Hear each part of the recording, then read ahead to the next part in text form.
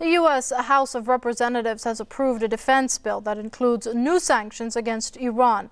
Now, the sanctions in the $633 billion bill target Iran's energy, shipping, and shipbuilding sectors, as well as its ports. The new measures also impose sanctions, that is, on Iran's broadcasting. The vote was 315 to just 107. The new defense bill earmarks $88.5 billion for the war in Afghanistan. It also gives $17 billion to U.S. nuclear program. The bill also authorizes some $480 million for Israel's missile system. The measure now awaits Senate approval before being signed into law by the president. The White House has already threatened to veto the bill. Well, joining us now from Berkeley, California via Skype is political commentator Ralph Schonman to give us his take on the situation. Many thanks for joining us here on Press TV, Mr. Schonman. Now, missiles for Israel, a ban on Iranian media. It goes in stark contradiction to what the U.S. claims it stands for. Tell me what you think about it. Well, the U.S. doesn't stand for anything except imperial policy, and it doesn't attempt to disguise that reality.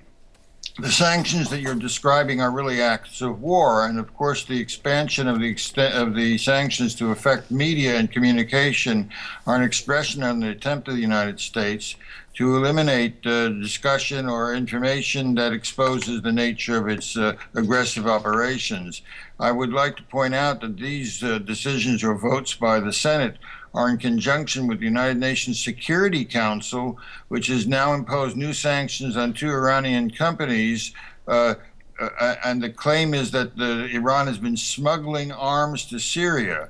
Now, the irony, of course, of this is that here you have the full-scale global war being waged by NATO and the surrogates in the Middle East, such as Qatar and Bahrain and Saudi Arabia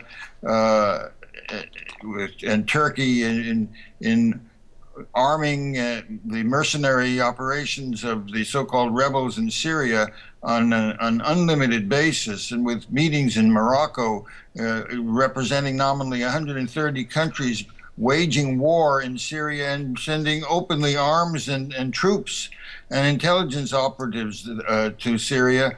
But when 2 Iranian companies send arms to the government of Syria in order to respond to this, that is the subject of sanctions, and this services the expansion of sanctions by the Senate.